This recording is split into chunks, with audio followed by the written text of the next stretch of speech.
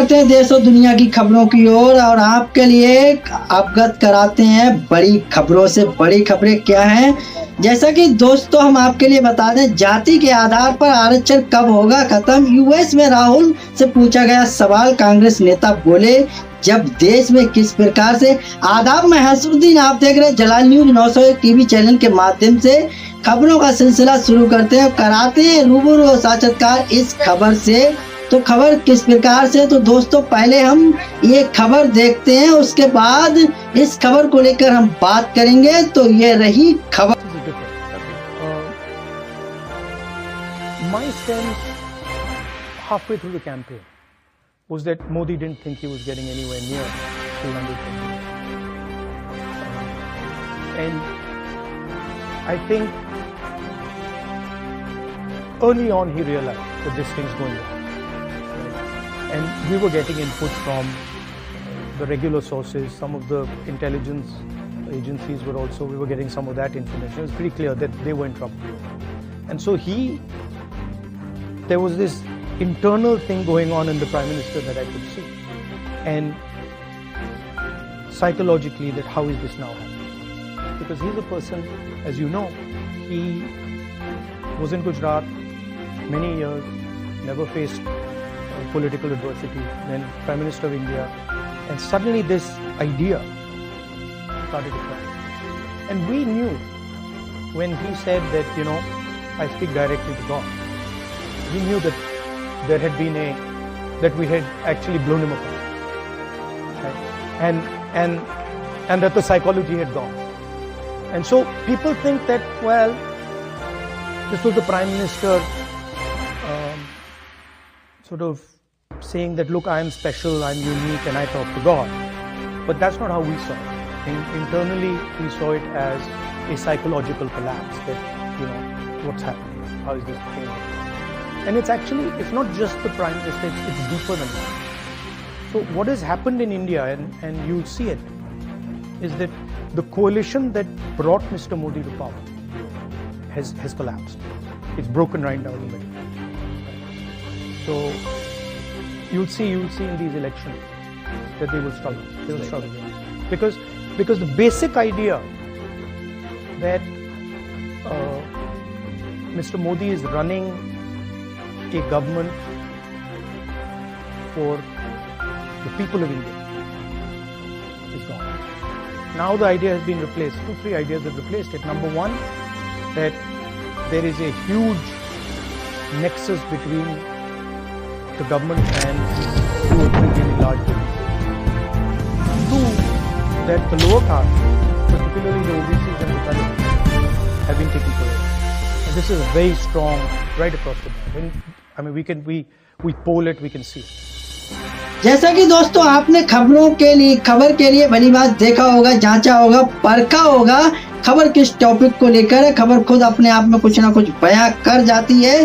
तो दोस्तों खबर को लेकर हमारे पास कुछ कड़ियां सौजन्य द्वारा सूत्रों के हवाले से प्राप्त खबरें मैं आपके सामने जो है कुछ बताने का प्रयास कर रहा हूं अपने चैनल के माध्यम से। दोस्तों खबर के अंत तक बने रहिए, खबरों से रूबरू साक्षात्कार कराते हैं आखिरकार किस प्रकार से खबर है। तो दोस्तों वो खबरें इस प्रकार से हैं, जैसा कि दोस्तों वहीं हम आपके लिए बता दें, कांग्रेस के वरिष्ठ नेता राहुल गांधी ने जॉर्ज टाउन यूनिवर्सिटी में छात्रों से बातचीत में आरक्षण को लेकर कहा कि जब आप वित्तीय आंकड़े देखते हैं तो आदिवासियों को 100 रुपए में से 10 पैसे मिलते हैं, दलितों को 100 रुपए में 5 रुपए मिलते हैं और ओबीसी को भी लगभग इतनी धनराशि मिलती है। लेकिन वास्तविकता यह है कि उन्हें भागीदारी नहीं मिल रही है।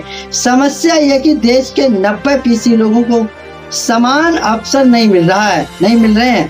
कांग्रेस के वरिष्ठ नेता राहुल गांधी अमेरिकी दौरे पर हैं। उन्होंने यहाँ जॉर्ज टाउन यूनिवर्सिटी में छात्रों के सवालों का जवाब देते हुए आरक्षण को लेकर बड़ा बयान दिया। लोकसभा में नेता प्रतिपक्ष राहुल गांधी से जब यह पूछा गया कि जाति के आधार पर आरक्षण कब तक जारी रहेगा, इस पर उन्होंने कहा कि कांग्रेस आरक्षण खत्म करने के बारे में तब तक सोचेगी जब तक में निष्पक्ष होगी। फिलहाल देश में ऐसी स्थितियां नहीं कि राहुल गांधी ने ये बयान जॉर्ज टाउन यूनिवर्सिटी के छात्रों के सवालों का जवाब देते हुए क्या दिया है।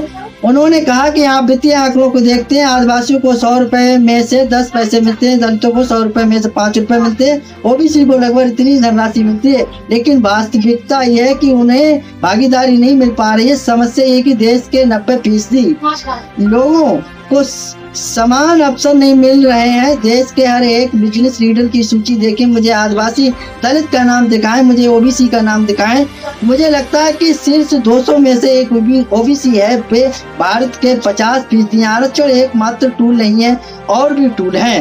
यूनिफॉर्म सिविल कोड के बारे में पूछने पर राहुल गांधी ने कहा कि वो बीजेपी के प्रस्ताव की जानकारी होने पर इस पर टिप्पणी करेंगे। बीजेपी ने यूनिफॉर्म सिविल कोड का प्रस्ताव रख रही है। हमने अभी इसे देखा नहीं है, हमें नहीं पता कि वो इस बारे में बात कर रहे हैं, इसलिए टिप्पणी करने का कोई मतलब नहीं है।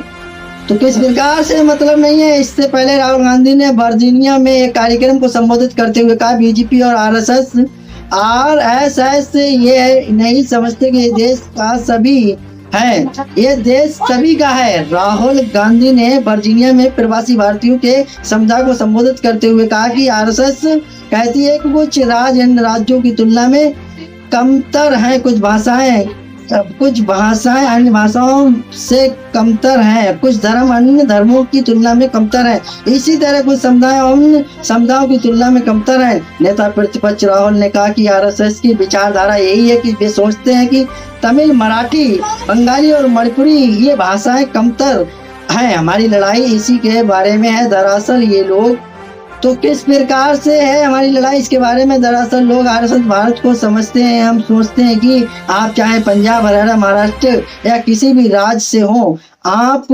सभी का अपना इतिहास, परंपरा और भाषा और हर किसी के समान अहमियत है।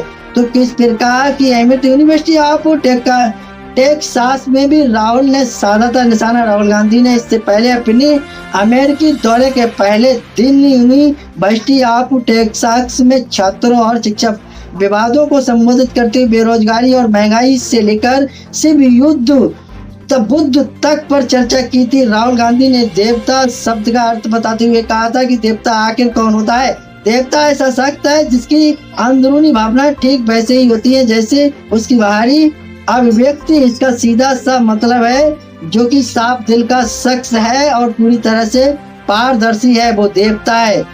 राहुल गांधी ने शिव के विचारों पर भी अपनी बात रखी थी। उन्होंने कहा था कि आप शिव विनाशक हैं, वो किसका विनाश कर रहे हैं? खुद का। ये यही विचार है कि अपने यहाँ अपनी संरचना और अपनी मान्यताओं का विनाश कर रहे हैं। इस तरह भारतीय राजनीति का विचार आगे बढ़ना है। दोस्तों, ये वो खबरें थी जिन खबरों से हमने आपके लिए अवगत कराया। मुझे उम्मीद है अगर खबर उपयोगी लगी, अगर आप इस खबर से सहमत हैं तो एक आगाज जरूर कीजिएगा। चैनल को लाइक, शेयर, सब्सक्राइब, घंटी वाला बटन ऑल करना ना भूलें, जिससे हर नोटिफिकेशन आप तक पहुंचता रहेगा। हमारे लिए एक हौसला अफजाई, मोटिवेशन, सहानुभूति प्राप्त होती है। उसी सहानुभूति को लेकर हम आपके बीच नई तरोताजा खबरों के साथ उपस्थित होते हैं, हाजिर होते हैं। तो दोस्तों, मेरा खबर दिखाने का मकसद रहा लोगों के लिए जागरूक करना, ना कि किसी की भावनाओं को ठेस पहुंचाना। तो दोस्तों, खबरों में हमारे साथ बने रहने के लिए हमारे चैनल जलाल न्यूज 901 के लिए सब्सक्राइब करें, जिससे तमाम छोटी बड़ी खबरें आसानी से मिल सके। जय हिंद।